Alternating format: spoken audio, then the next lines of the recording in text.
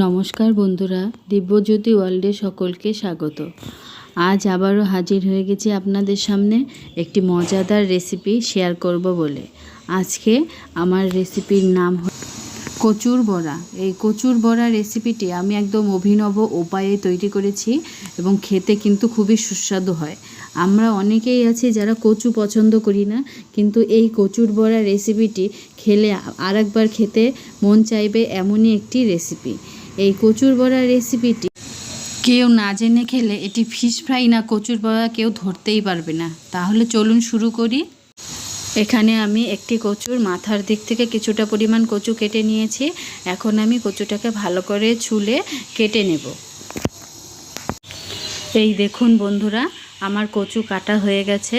আপনারা দেখতেই পাচ্ছেন আমি এইভাবে কচুগুলো কেটে নিয়েছি। আপনারাও ঠিক এইভাবেই কচুগুলো কেটে নেবেন।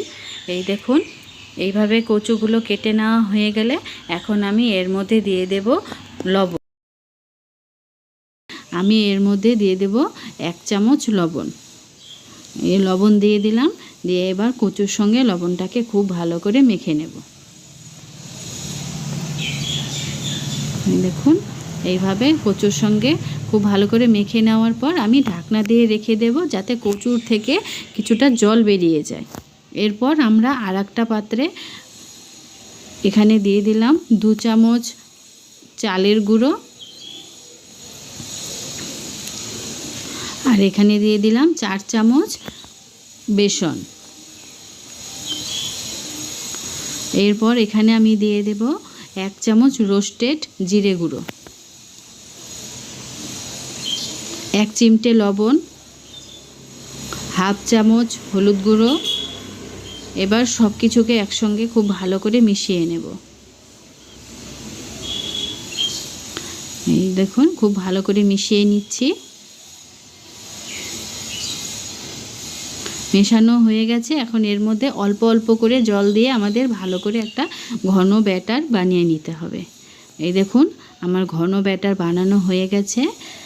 এই দেখুন, এখন আমি এর মধ্যে দিয়ে দেব 1 চামচ তেল। আপনারা এখানে গরম তেল ব্যবহার করতে পারেন।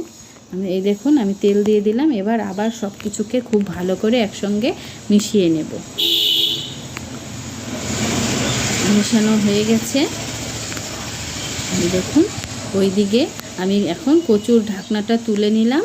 এই দেখুন, এখন দেখতে পাচ্ছেন আপনারা কচুর থেকে কতটা জল বেরিয়ে গেছে।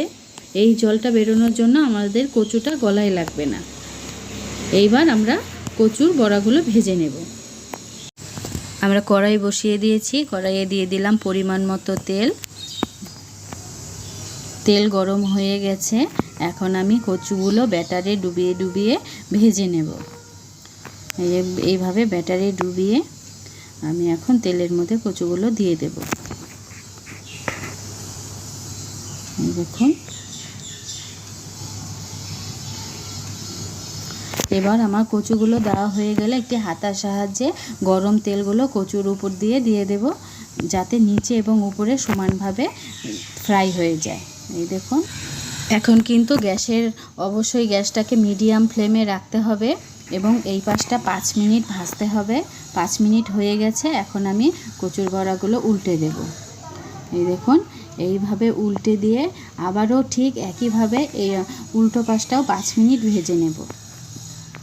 এইভাবে আমি ভেজে নিয়ে যখন লালচে হয়ে যাবে তখন আমি নামিয়ে নেব।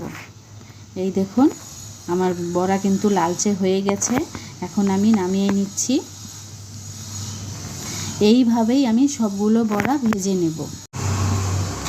এই দেখুন বন্ধুরা, আমার কিন্তু কচুর বড়া নামিয়ে নিয়েছি। দেখতে যেমন হয়েছে, খেতেও কিন্তু খুব টেস্টি হয়েছে। আপনারাও বাড়িতে এইভাবে একবার ট্রাই করবেন। আর এই বড়াটা ভাজার সময় অবশ্যই গ্যাসের ফ্লেমটাকে মিডিয়ামে রাখবেন, আর তাড়াহুড়ো করবেন না। 5 মিনিট ধরে এক পাশ ভাজবেন, আবার আর এক পাশটাও 5 মিনিট ধরে ভাজবেন। লালচে করে নামিয়ে নেবেন, দেখবেন খেতে খুব টেস্টি হয়। আমার এই রেসিপিটি যদি আপনাদের ভালো লেগে থাকে তাহলে অবশ্যই আমার চ্যানেলটিকে সাবস্ক্রাইব করবেন। আমার ভিডিওটিতে লাইক, কমেন্ট এবং শেয়ার দিতে ভুলবেন না। ধন্যবাদ।